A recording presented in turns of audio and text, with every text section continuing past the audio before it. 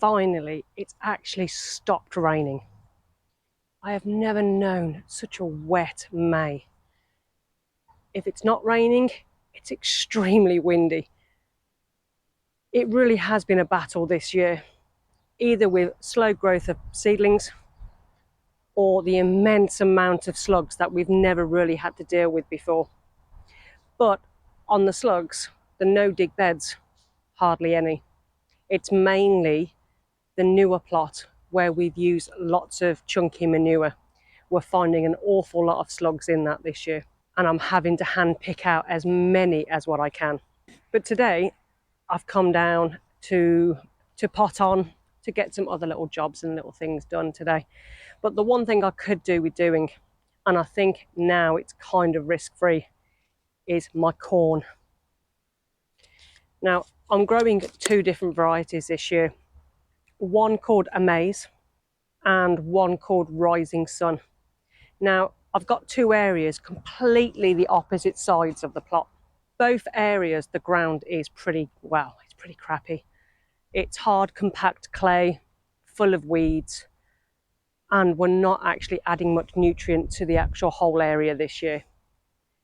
But what I will do when I plant these, give it a little bit of a weed, and then these will be planted in with some extra compost and a couple of handfuls of manure mixed into the compost to give it a really good start. These ones really do need to go in the ground. They've been in these small module cells for a little bit too long, but I was trying to save a little bit of money on compost. So these are not as big as some of the other ones I've got, which I did actually pot on. So I'm actually going to start getting these into the ground. Now in this area at the top, this is going to be a block of Rising Sun. Most corn, it's between 35-45 centimetres apart, give or take. Always in a block as well. This helps with the wind pollination, and also they help support each other. So that's 30 plants I've managed to get into this small area, being about 1.5 to 2 foot apart. Now I have got some left over. I think I had about 40 plants and I think I've done about 30. So I'll actually repot on what I do need to repot on and keep them as spares, just in case anything happens to any of these. So this Rising Sun will be ready later on in the year. Doesn't need much looking after. I've just got to remember to hoe between the lines, which my lines aren't that bad, which actually makes a change. At least that's one less job. I've just got to plant up the other sweet corn that's down the very far side. Now they're going to go into my Jerusalem artichoke bed. Well, half of it. The main bed that I've got down there, half of it is Jerusalem artichoke and the other half is, well, it's weeds. This is the second lot of corn that I managed to get in. The area's been weeded and the corn was put in about, I think it was about 3 days ago since I took the last clip. All doing absolutely fine, even though it did actually get down quite cold last night. There's a bit of eating on the leaves, but most of this eating was actually from when they were actually in pots. So fingers crossed, I'll actually get a half decent harvest from here this year. So another job now I've got all the corn in is to start getting some of my other beds ready. Now I've started a new pea beds at the top of the allotment. No dig beds that I've put some compost on top. Unfortunately, Mr. Fox decided he didn't want the compost there and wanted it elsewhere. So I've got to top up those beds. Now, normally I will put on a reasonable amount of compost for the first sowings, but the actual hessian underneath is actually starting to rot away quite nicely, so the roots will be able to break through and go straight into the ground underneath. So today I'm just going to use I'm going to use a spare bag of compost that I've got and the last of my manure until I go and get some more. My little square beds for my peas, and I can top it up ready for when my peas finish growing. Now, they're only very small at the moment, but they will be ready in the next week or two to actually go out. Now, they're a little bit later than I would normally start them, but I actually hadn't bought them until very recently. First day that I actually had them, I actually just sowed them. So in the next week or two, they'll be going out. So I want to spend this time now actually just getting this compost up and made up.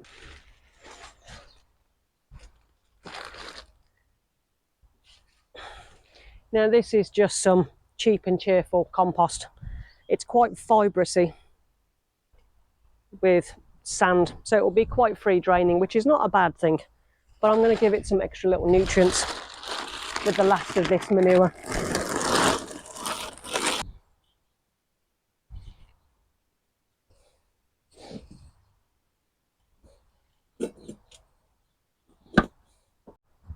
Now, for anybody that's watched this channel before, they were able to see me making these beds a little while ago, and the fox damage that they actually did, even though it got a lot worse than what I actually showed.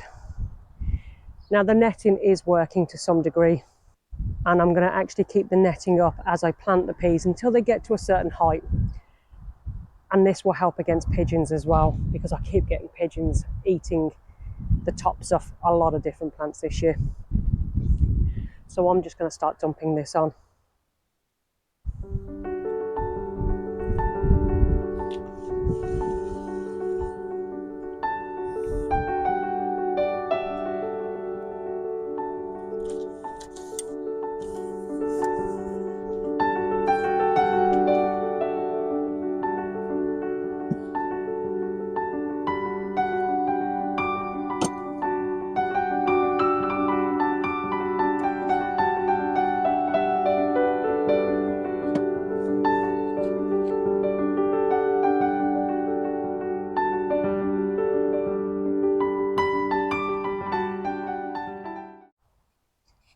Now I haven't quite got enough compost to carry on doing what I'm doing, but I'm going to pick up some more cheap stuff this afternoon.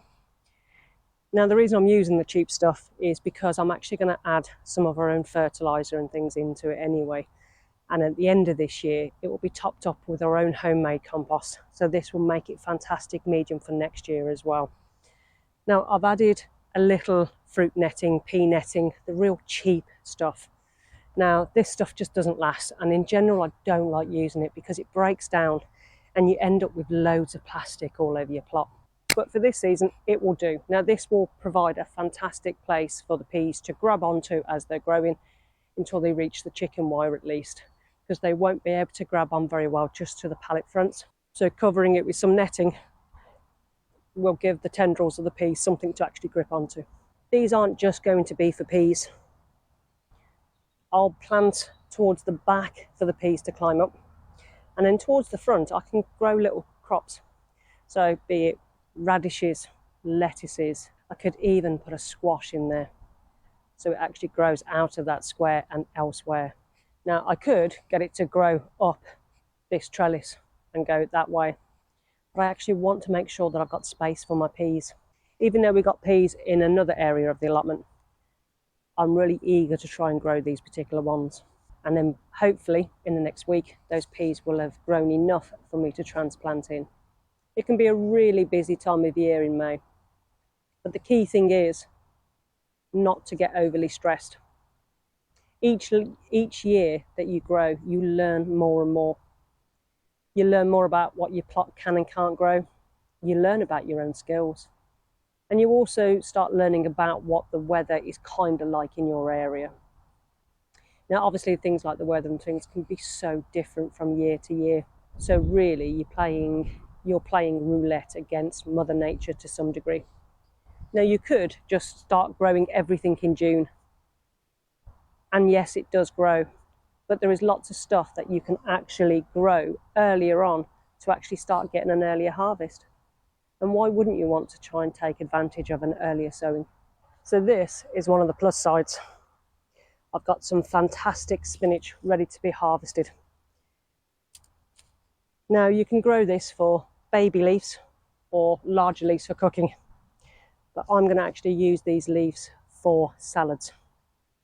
And obviously these were started a while ago and put outside. They tolerate cold really quite well.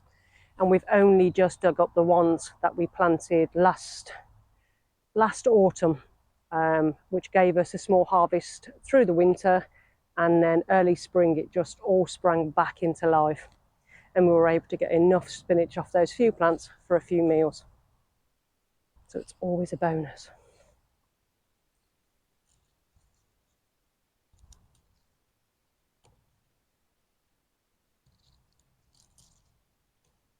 Now I'm not going to take too many, just a few.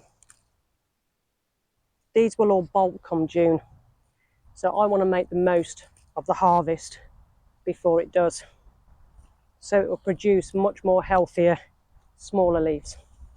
So what have you got growing so far? What fresh vegetables or fruits have you got? I'm just grateful for what I have got. I really am quite lucky indeed. The only thing I've got to do now is think about what's going to go into this bed once this spinach has actually finished. So that's what I'll be sowing probably tomorrow, something to actually come into this bed.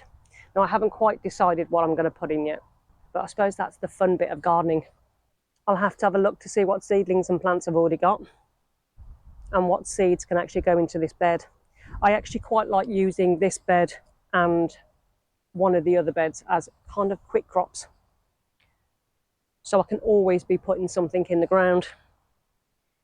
But I also love mixing my crops up, so if I have a gap somewhere and I've got a plant that will fit in there, that's exactly where it will go, and then at least I'll always have some kind of production on the go.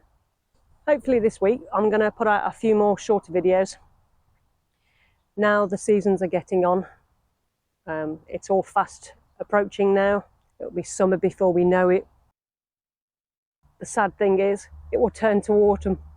Time really does go fast. So I'm going to try and put out a few more videos, little vlogs about what's going on at the allotment. So if you like and subscribe, you can keep an eye out for those little vlogs.